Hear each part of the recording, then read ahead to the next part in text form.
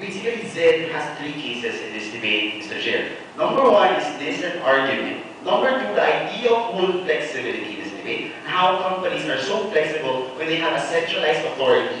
And lastly, Z talked about the idea of a decentralized company as a backlash to the company themselves, Mr. Chair. Number one, that idea of that is an argument. You have to remember that even though you pay your CEOs $10 million or $5 million, there's always the limitation of income of these particular companies. Meaning to say that these companies don't have unlimited resources to pay all their employees. Meaning that wages must be compensated one way or another. If you pay someone so much, you have to jeopardize someone else's payment, Mr. Chair. If you don't jeopardize someone else's payment, what you have to do is that you let go of some of your services, especially your corporate social responsibilities. For example, when this during the time was in the verge of failing, they had a CEO, they had to pay $20 million a month. What they did is that they let go of all the hospitals that they were hosting in Sweden, Mr. Chair. That is the let go, that is the trade-off of giving if you have a CEO that could demand for whatever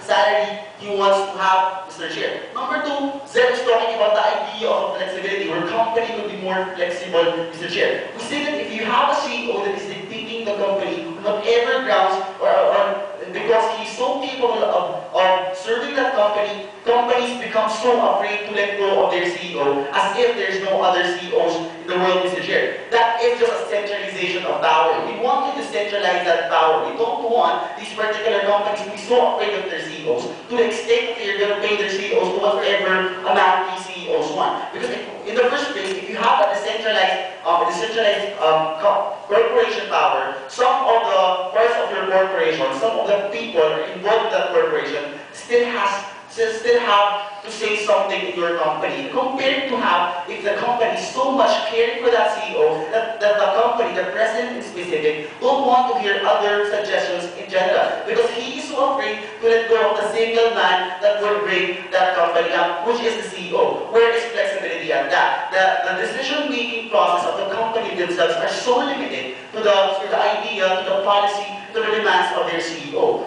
I will prove to you, Mr. Chair, that after we debate, how disparity in wages and purchasing power create an unhealthy economic dynamics. Two, I will also talk to you about the symbolism of the wage as a corporate leverage. Lastly, I'll talk about to you the extension of Samantha, the legitimacy of states' right to private compensations. Before that, Sir, this team perfectly demonstrated that the state is in no way in condition to determine marketing strategies. Because if the Google problem, or if Google is universal, then a lot of companies would have followed that. I was going to go to that, and what is the legitimacy of state interaction in this, Mr. Chair? When Cayman Islands was about to fail, Mr. Chair, because of the fall of GM and AIG, it automatically opened itself to the U.S. economy, primarily because it was so afraid to what happens in AIG and GM to happen to them. First level of analysis, the value of well-distributed purchasing power and the legitimacy of states' right. How do you strengthen an economy? You have to prevent, Mr. Chair, number one, too much disparity in wages.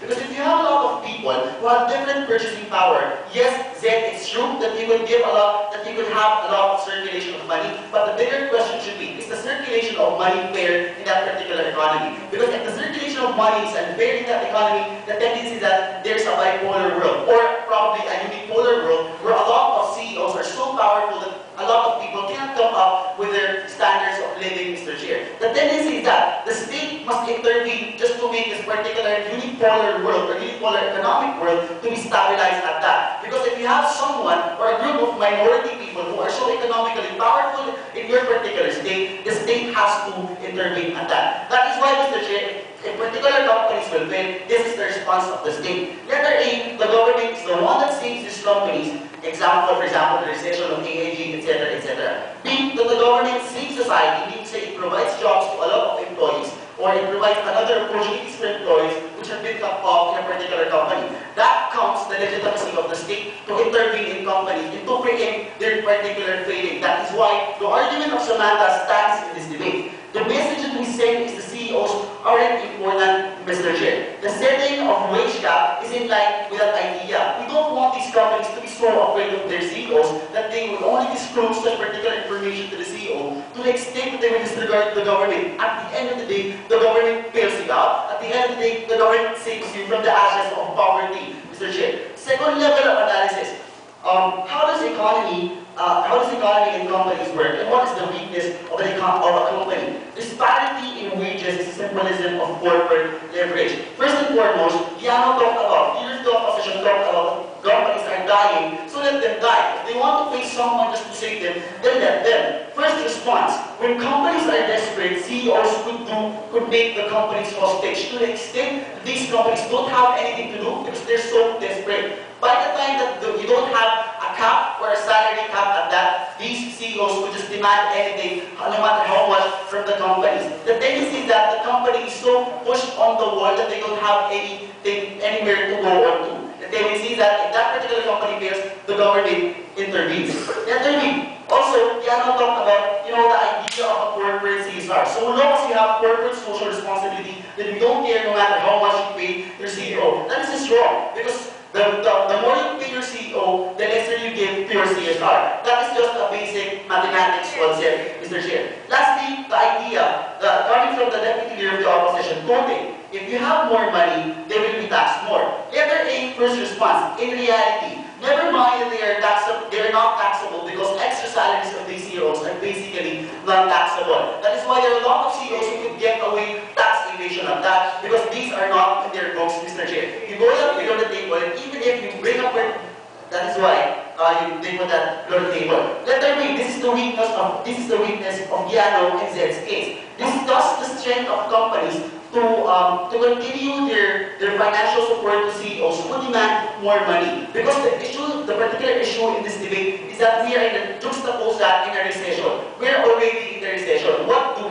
Do we pay the CEOs more just to stay in our particular paradigm, or do we open our books to the government, or do we put a cap in that particular salary so that disparity in wages will not happen in the particular society? Because the question posed again is that what is the innate power of the company to be intervened with the society? Companies are the primary source of economic progress in that particular society. Invest in capitalist companies would have a greater effect in the economy at the end of the day. So then we think, for this particular debate to prosper, you have to listen to the government.